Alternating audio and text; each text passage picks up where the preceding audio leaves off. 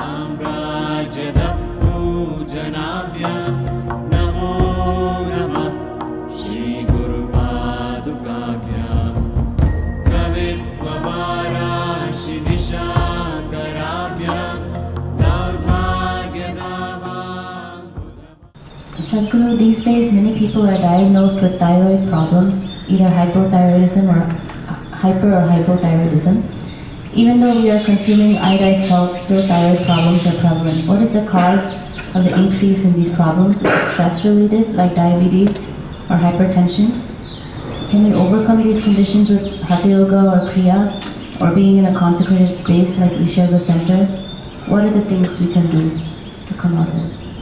I think a whole lot of people have come out of it with hatha yoga practice, no question about it. Being in a consecrated place definitely adds to it. But this pretty widespread manifestation of thyroid imbalance. So we must understand this. What you're calling as thyroid, in yoga we don't look at the glands like that. But medically, what you're calling as thyroid is that secretion within you which is trying to calibrate your system on a daily basis. It's just calibrating how much digestion should happen, how much energy should be produced, how much fat should be produced, how much muscle should be built, everything. It's trying to calibrate your physical structure. Your physical structure is very closely related to your psychological structure. Today, there is substantial evidence to show you that if you sit here and think of the mountain, your glandular function will happen in a certain way. If you think about a tiger, it'll happen another way. You think about an ocean, it'll happen another way. You think of a man or a woman, it'll happen another way. Just a thought, nothing. No contact with mountain, no contact with tiger, no contact with man, woman or ocean. Just a thought will fluctuate the glandular function. I'm saying that is how fine the system is, that it is trying to calibrate everything to keep you in a good place. The problem with you is, you need a bullock cart because you are the missing link. You need a bullock cart, but they gave you a fine spaceship. Every little thing will do a world of things. Simply if you touch it, go boom, boom, waves of stuff happening in the system. Simply if you look like this and make one conclusion about the tree, this will go into many varieties of chemical and other kinds of variations. Glandular functions will change. Wherever you may be, whether you're in Mumbai or New York or London, wherever, just look at the situation in which you're walking. Maybe socially you've gotten used to those things, but look at the kind of atmosphere you're walking in, the number of things that are happening, none of them are conducive for this life. You might have gotten adjusted to it. Maybe now you can't live out of those cities, that's another matter. But the life that you are is not seeking that kind of atmosphere. So the number of variations that are happening within you are not in your favor. Glandular dysfunction is just one manifestation. A very highly calibrated function of glandular function, one thing is the thyroid. It's easily noticeable. The first thing, your physiological and psychological parameters get thrown off a bit simply because disturbance. And another dimension is what's the disturbance that's happening from within you, your own psychological patterns. Another dimension of disturbance is what kind of food is getting into you. There is no way you can eat anything today which is not chemically infested. If you're eating very organic food, it's little organic chemicals they're using. Just come to that place. It's very difficult to eat something that's just grown in the wild forest, you can pluck out something and eat. That's very, very little, not even a small percentage of people are capable of eating that anymore. It's all from the marketplace. And what goes into the marketplace is all about more, not about what. And also this, in this country, all these things are gone now, don't worry. My grandmother, every day the vegetable seller, they used to come home with a basket. Just then in the morning they would have plucked, by 7:38 they're at the doorstep. When they come, and she will look at this, when she wants to buy it, she won't allow the vegetable seller to touch the vegetables. They plucked and brought it. It's fresh, just now it's come off the plant. But if it has to go into the balance or if she has to choose 1, 2, 3, 4 like this, she won't let them touch it. You don't touch my vegetables.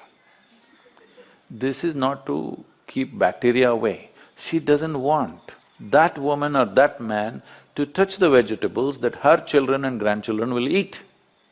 She will touch it in a certain way. She will fondle it, she'll caress it, she'll look at it like this, and then she will cut it and make it. Don't think this is all funny. If all these things are missing in your life, you have to take pills to manage your glandular function, and there is no way by popping a pill you can get it into balance, you can suppress it. You cannot get it into proper balance, no way, because every day it's different, every moment it's different. This is calibration, a very active calibration that's happening. You kill it and just take a pill and somehow manage. You are a little dysfunctional machine. With this dysfunctional machine will manifest in so many ways, and you will only know it when you stretch it. When you're living with minimal stuff, it won't show up. It's like this. See, even if you have a flat tire on your car, at 20 kilometers you can drive home, Some things will crack up, some things will tear up, but still you can drive. Only if you're hitting 200 kilometers per hour, then if the tire goes flat, then you know you fly off the road. So that's all it is.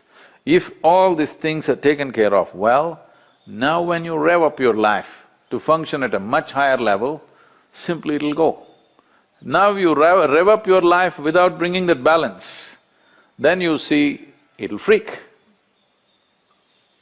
You will see this happening all around you every day. So, to invest that much into our lives, well, you can't leave your city and go and live in the jungle. You can't leave the atmospheres and go away, at least you must equip yourself so that those things don't have too much impact on you. It'll anyway have impact, but how much is the question? How much impact? At least within your home, surround yourself with some plants. If there is no space, fill your room. This is going to have some freaky bedrooms. Open up half the roof. Oh, but there's another floor above, Sadhguru. Okay, open up the damn walls so that some sunlight comes into you. Yes. Not everything is closed and just one air conditioner is going brrrr all the time. This is one thing, the reverberations around you are freaking this body completely, all the time, brrrr. Particularly when I'm outside the country, particularly in United States. Even in Europe it's a little better.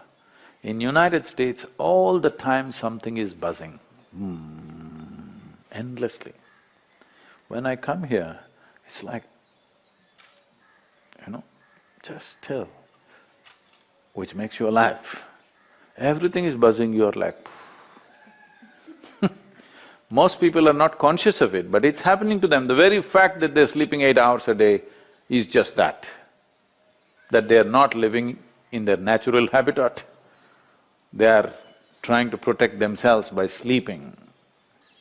So, to protect yourself from disease, to protect yourself from mental illnesses, to protect yourself from all kinds of imbalances, you sleep 8–10 hours a day. This is half your life, you're dead. Death is always a good fix. But that's not the fix we are looking for. We are looking for a life fix, not an end fix. If you end something, it is fixed, isn't it? Fixed or no? Fixed, but not the way we want. We want to be here, alive and be fully fixed. So if this has to happen, you can. I know you may look freaky, even I will think you're freaky. But you can bring some plant life into place where you sleep.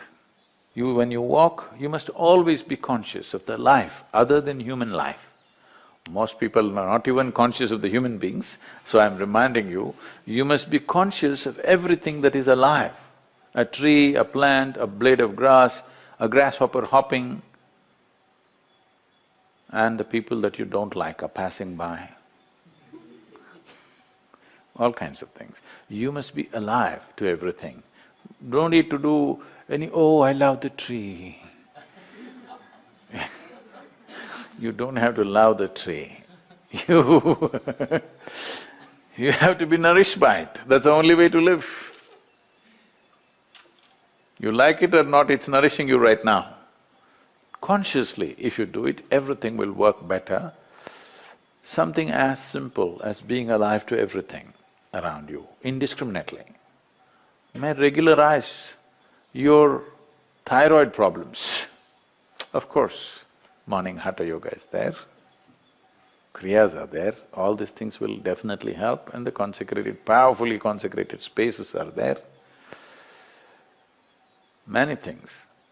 One of the main reasons is human beings are becoming less and less active as technology grows.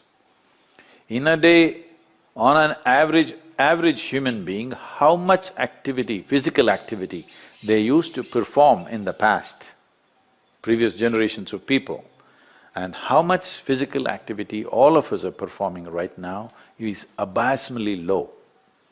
With such a low level of activity, keeping the balance in the system is difficult. So little imbalance, don't go to bed.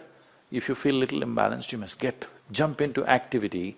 Wherever activity is happening with some vigor and joy, you must jump into that activity and do more and more of it if you're feeling sick. Really. Because the moment you go back, you're empowering that. Well, if you're very ill, that's a different thing. But otherwise, you must…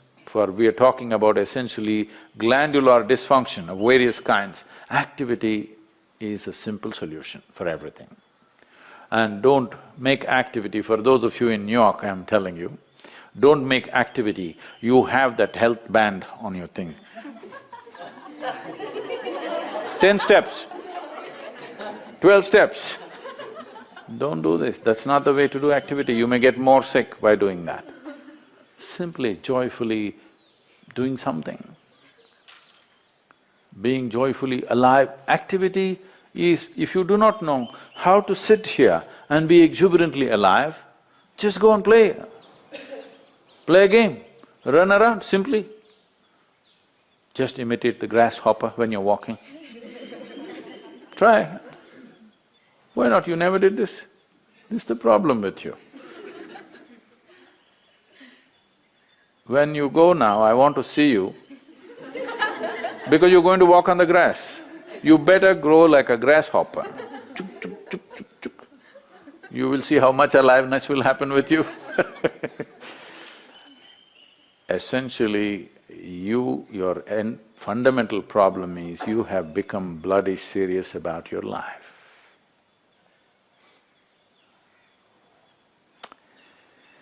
So, we have to again remind you, you will die anyway. Don't be so serious about it because it'll get over in no time. You must loosen the grip. Now if you loosen the grip, that last scene can be different. Otherwise, people see you. That's a great thing that happened to you. You loosen the grip. Now itself, if you loosen the grip, you will see life will happen wonderfully well for you. Brahmananda Swarupa Isha Jagatisha Akhilananda Swarupa